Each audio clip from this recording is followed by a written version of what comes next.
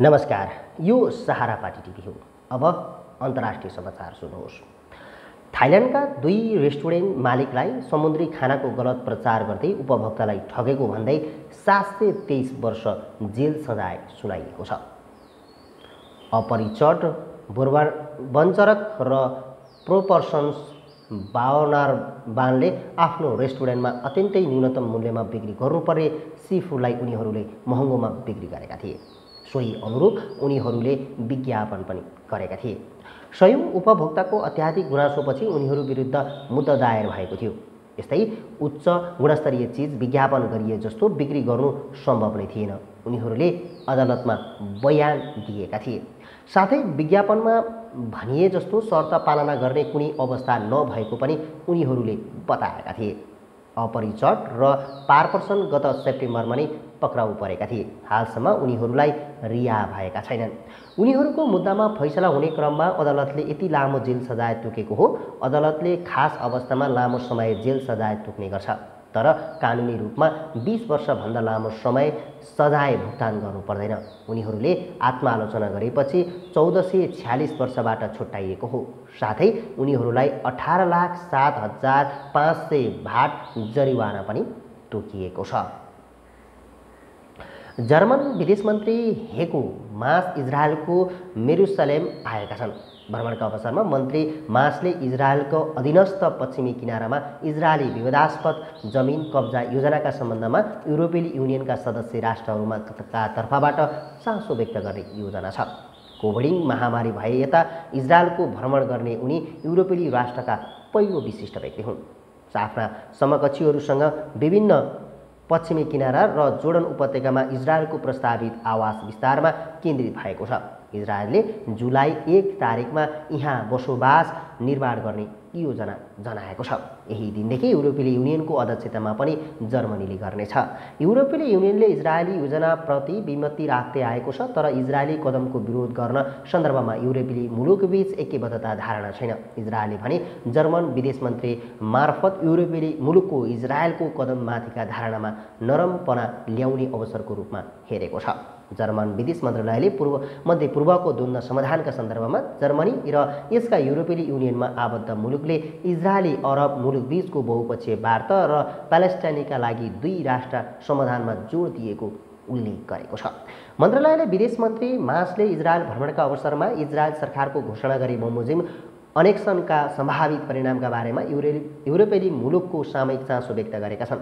German विदेश मन्त्री मासले इजरायली विदेश मन्त्री गाबी आस्केनाजीसँग भेटवार्ता गरेपछि प्रधानमन्त्री बेन्जामिन नेतन्याहु र रक्षा मन्त्री बेन्नी गान्जसँग पनि भेट गरेका हुन्। गत जनवरीमा अमेरिकाले सार्वजनिक गरेको शान्ति योजनाको एक अंशका रूपमा इजरायली कब्जाको रूपरेखा तयार पारेको जनाइएको छ। अमेरिकी योजनाको प्यालेस्टाइनी राज्य निर्माण गर्न मद्दत पुग्ने विश्वास गरिएको छ, तर अमेरिकी प्रस्तावले पूर्वी जेरुसलेममा राजधानी बनाउने प्यालेस्टाइनीको मुख्य माग अस्वीकार गरेको छ। त्यही कारण प्यालेस्टाइनी प्राधिकरणले अमेरिकी प्रस्तावलाई पहिल्यै अस्वीकार गरिसकेको छ। प्यालेस्टाइनीहरूले सार्वभौम स्वतन्त्र प्यालेस्टाइनी मुलुक निर्माणका लागि अलग्गै प्रस्ताव तयार पारेर राष्ट्रसङ्घ, अमेरिका, युरोपेली युनियन र रुसलाई बुझाइसकेको प्यालेस्टाइनी प्रधानमन्त्री मोहम्मद शैतैले बताएका छन्। उनले भने, हामी इजरायलले अन्तर्राष्ट्रिय दबाव महसुस गरेको बुझ्न चाहन्छौँ। जर्मन विदेश मन्त्री मास इजरायलको भ्रमणपछि जोर्डन जानेछन्। गत महिना जोर्डनका राजा अब्दुल्ला द्वितीयले इजरायली कब्जाले इजरायल जोर्डन बीच द्वन्द्व बन्न सक्ने चेतावनी दिएका थिए। जर्मनीले इजरायली कब्जा योजनाको विरोध गरिरहेको छ। युरोपेली युनियनले इजरायल विरुद्ध चालिने सम्भावित कदमको कुनै तयारी गरेको छैन। युरोपेली मुलुक र इजरायल बीच महत्त्वपूर्ण व्यापारिक साझेदारी रहेको छ। युरोपेली युनियनको विवरण अनुसार गत वर्ष 34 अरब डलर बराबरको व्यापार भएको थियो। इजरायलले दक्षिण लेबनानबाट सन् 1978 देखि 2000 को बीचमा ठूलो क्षेत्र नियन्त्रणमा लिएको थियो भने सन् 2006 मा हेजबुल्ला समूहसँग युद्ध लडेको थियो। चीन र भारतको विवादित सीमा क्षेत्रको अवस्थामा वार्तापछि सामान्य रहेको छ। यही जुन 6 मा चिनिया र भारतीय सेनाबीच गलवानमा वार्ता सम्पन्न भएपछि सीमा क्षेत्रको अवस्था सामान्य बनेको हो। लद्दाख नजिकै गलवान उपत्यकामा दुवै देशका सेनाहरूबीच पछिल्लो केही महिनादेखि तनाव बढेको थियो। चीनको विदेश मन्त्रालयले भने सीमा क्षेत्रमा शान्ति कायम गर्न दुवै देशले भूमिका खेलेको प्रतिक्रिया दिएको छ, जसले गर्दा दुई देशबीच विवाद सुल्झिएको विदेश मन्त्रालयकी प्रवक्ता हुआ चुनइङले जानकारी दिएकी छन्। द्विपक्षीय सेनाको वार्तापछि वास्तविक नियन्त्रण रेखा एलआसीबाट दुवै सेना पछि हटेको पनि चीनले जनाएको छ। भारतीय सेनाले भने यसबारे केही प्रतिक्रिया दिएको छैन। चीनिया सेनाको सीमा क्षेत्रमा गतिविधि बढाएको भन्दै भारतीय सेना पनि विवादित क्षेत्रमा प्रवेश गरेपछि सेनाहरूबीच झडप नै भएको थियो। त्यस क्रममा थुप्रै सेनाहरू घाइते समेत भएका थिए। कोरोना भाइरस प्रसार रोक्ने उद्देश्यले टर्कीले गत मार्च 28 देखि बन्द गरेको अन्तर्राष्ट्रिय हवाई उडान पुनः सुरु गरेको छ। टर्किस एयरलाइन्सद्वारा प्रवर्धित अनादोलु जेटको एउटा विमान इस्तानबुलको सबिहा गोक्सेन विमानस्थलबाट लन्डनका लागि स्थानीय समयअनुसार बिहान 8:40 बजे प्रस्थान गरेको छ। त्यस लगतै नेदरल्यान्डको एम्स्टर्डम र जर्मनीको डुसेल्डोर्फका लागि पनि विमानहरू प्रस्थान गरेको टर्कीका अधिकारीहरूले बताएका छन्। यसैबीच टर्किस एयरलाइन्सको अर्को विमान इस्तानबुल विमानस्थलबाट जर्मनीको डुसेल्डोर्फका लागि प्रस्थान गरेको छ। यी विमानमा सम्बन्धित मुलुकका नागरिक वा ती मुलुकमा बस्नका लागि अनुमति प्राप्त व्यक्तिलाई मात्र यात्रा गर्न दिइनेछ। विमानस्थलमा प्रवेशका लागि निकै कडा नियमहरू जारी गरिएको विमानस्थलका अधिकारीहरूले बताएका छन्। प्रत्येक यात्रुको शरीरको तापक्रम जाँच्नुका साथै वैध टिकट भएका व्यक्तिलाई मात्र विमानस्थलमा प्रवेश गर्न दिइएको छ। टर्कीले घरेलु उडानहरू गत जुन 1 तारिकबाटै सुरु गरिसकेको छ। पूर्व मिस हिटलरको एक प्रतिस्पर्धा र 3 अरू नवनाजीहरूलाई बेलायतमा 3 वर्षका लागि जेल सजाय सुनाइएको छ। गत मार्चमा एक प्रतिबन्धित कट्टरपन्थी समूहले नेसनल एक्सनको सदस्यता लिएको भन्दै मङ्गलबार उनीहरूलाई जेल सजाय सुनाइएको हो। बर्मिङहम अदालतले 24 वर्षीय एलिस कट्टरलाई 3 वर्षका लागि जेल सजाय सुनाउनुका साथै उनका पूर्व प्रेमी 25 वर्षीय मार्क जोन्सलाई 5.5 वर्ष जेल सजाय सुनाएको हो। अरू दुई पुरुष 24 वर्षीय गेरी ज्याक र 19 वर्षीय कोनर स्कोर्थनलाई क्रमशः 4 वर्ष 6 महिना र 18 महिनाको जेल सजाय तोकिएको छ। उनीहरू सबैलाई एकै अभियोगमा जेल सजाय तोकिएको हो। भेटस पेसामा रहेकी कट्टर जर्मनीमा हुने मिस हिटलर ब्युटी कन्टेस्टमा सहभागी समेत भएकी थिइन्। मिस बुचनवोल्डको नामबाट सहभागी बनेकी थिइन्। उनी लगायत यो समूह विभिन्न समयमा सरकार विरुद्ध भएका प्रदर्शनमा सहभागी हुनुका साथै एक कट्टरपन्थी समूहमा आबद्ध थिए। साथै उनीहरूको समूहलाई 2016मा नस्लवाद तथा जातिवाद र समाजमा घृणा र हिंसा फैलाएको भन्दै प्रतिबन्ध लगाइएको थियो। उनीहरूले यसअघि हिटलरको पक्षमा नाराबाजी गर्दै भड्कावादी प्रदर्शन गरेको बताइन्छ। प्रहरीले भने उनीहरूलाई आतंकवादी सङ्गठनको रूपमा चित्रण गरे पनि बर्मिङहममा बैठक बस्ने गरेको जनाइएको छ। यसका प्रमाण आफूहरूसँग भएको प्रहरीको भनाइरहेको छ। अमेरिका र युरोपका कतिपय देशमा पछिल्लो समय रङ्गभेद तथा नस्लवाद विरोधी प्रदर्शन भइरहेका छन्। अमेरिकामा जर्ज फ्लाइडको हत्यापछि यस्ता प्रदर्शनहरू उठेका हुन्। उत्तर कोरियाले अमेरिकालाई कोरियाली मामिलामा मौन रहन चेतावनी दिएको छ।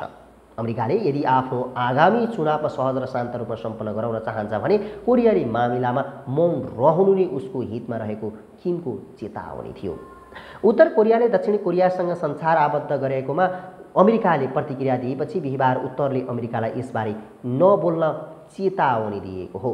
अमेरिकी विदेश मन्त्रालयले उत्तरको दक्षिणसँग संचार कटौती गर्ने निर्णयप्रति आपत्ति जनाउँदै विज्ञप्ति निकालेको थियो। यदि अमेरिकाले अरूको आन्तरिक मामिलालाई ध्यान नदिई लापरवाही हिसाबले नाक राख्छ भने उसको राजनीतिक अवस्था सबभन्दा खराब रूपमा बिग्रिन्छ। उसले सामना गर्न कठिन अप्रिय चिजको सामना गर्नुपर्ने हुन्छ। उत्तरको विदेश मन्त्रालय अन्तर्गत अमेरिकी मामिला सम्बन्धी उत्तर कोरियाली महानिर्देशक कोङ जोङ गुनले बताएका छन्। यस क्रममा अमेरिकाले आफ्नो जिब्रो थाम्नुपर्ने र उसले आफ्नो आन्तरिक समस्यामा समाधान गर्नुपर्ने पनि उत्तरको प्रतिक्रिया छ। यस्तो गर्दा अमेरिकी हितमा मात्र नभएर अमेरिकामा आगामी राष्ट्रपति निर्वाचन सम्पन्न गर्न पनि सहज हुने उत्तरको सुझाव रहेको छ। अमेरिकामा कोरोना भाइरस महामारीको सङ्कटका बावजुद आगामी नोभेम्बरमा राष्ट्रपति निर्वाचनको तयारी भइरहेको छ। नेपाल सरकारले कोरोना भाइरसका कारण महिनौदेखि अमेरिकामा रोकिएका आफ्ना नागरिक फिर्ता लैजाने भएको छ। नेपाल सरकारले यही जुन महिनामा 2 पटक गरी आफ्ना नागरिक फिर्ता लैजाने तयारी गरेको हो। सरकारको प्रस्तावित मिति अनुसार यही जुन महिनाको 17 तारिक र 25 तारिकका दिन अमेरिकाबाट नेपालका लागि उडान हुनेछन्। प्राप्त जानकारी अनुसार 17 तारिकका दिन बहिदेशी विमान कम्पनीले उडान भर्नेछ भने 25 तारिकमा नेपाल एयरलाइन्सले अमेरिकाबाट नेपालका लागि उड्नेछ। दुवै उडानका लागि रकम भने तोकिएको छैन। यसरी विमान चल्ने व्यक्तिको कोरोना परीक्षण भने अनिवार्य गरिनुपर्ने हुनेछ। र्यापिड टेस्ट वा पिसिआर टेस्ट गरिएको हुनुपर्ने प्रावधान राखिएको छ। राजदूतावासले कोरोना परीक्षणका लागि तयारी गरिरहेको जनाएको छ। साथै दूतावासले नेपाली नागरिकहरूलाई सम्पर्कमा रहिरहन पनि भनेको छ। कोरोना महामारीका कारण अमेरिकामा रोकिएका नेपाली नागरिकले महिनौदेखि सरकार तथा सम्बन्धित निकायहरूसँग हारगुहार गरिरहेका छन्। सरकार आफैले मिति तोक्दा हामी निकै खुसी भएका छौँ, अमेरिकामा रहेका नेपाली नागरिक शान्तराज बतासले भने। कति बस्नुपर्ने हो भन्ने अन्यल थियो, अब केही राहत महसुस भएको छ। यसरी अमेरिकामा थुनिएका नेपाली नागरिकले भिसा लगायतका थुप्रै समस्या थपिँदै गएको गुनासो गर्दै आएका थिए। जापानको संसदले बुधबार करिब 300 अर्ब अमेरिकी डलरको आपतकालीन बजेट पारित गरेको छ। कोरोना भाइरस महामारीबाट सृजित आर्थिक चुनौतीलाई ध्यान दिँदै विश्वकै तेस्रो ठूलो अर्थव्यवस्था भएको जापान सरकारले उक्त बजेट प्रस्तुत गरेको हो। कोरोना महामारीका कारण जापानमा उपभोक्ताहरूको खर्च कमी आएपछि मुलुकको अर्थतन्त्र नै मन्दीमा जाने खतरा रहेको छ। सन् 2015 यता पहिलो पटक जापानको अर्थतन्त्रमा मन्दी देखिन थालेको सरकारी र अन्य प्रक्षेपणले देखाएका छन्। पछिल्लो बजेटमा साना व्यवसायहरूलाई अनुदानको व्यवस्था गर्नुका साथै स्वास्थ्य कर्मीहरूलाई नगद वितरण पनि समेटिएको छ। यो बजेट माथिल्लो सदनबाट पारित भएपछि यही शुक्रबारदेखि कार्यान्वयनमा जाने अपेक्षा गरिएको छ। बजेटले वित्तीय उद्धार कार्यक्रम र सङ्घर्षरत व्यवसायलाई ऋण उपलब्ध गराउनेतर्फ पनि ध्यान दिएको छ। जापानमा मङ्गलबारसम्म कोरोना भाइरसबाट 17,251 जना सङ्क्रमित हुनुका साथै 919 जनाको मृत्यु भएको छ। तर देशभित्र कोरोना भाइरसको सङ्क्रमण बढेको भन्दै प्रधानमन्त्री सिन्जो आबेले आपतकालीन स्थितिको घोषणा गरेका थिए। तर कोरोना भाइरस प्रसारमा कमी आएसँगै गत महिना प्रधानमन्त्री आबेले उक्त घोषणा फिर्ता लिएका छन्। हस्त अन्तर्राष्ट्रिय समाचार आजको लागि यति नै। तपाईहरू भने सहारापाटी टिभी हेर्दै गर्नुहोला। अहिलेको लागि भने हामी बिदा चाहन्छौँ। नमस्कार।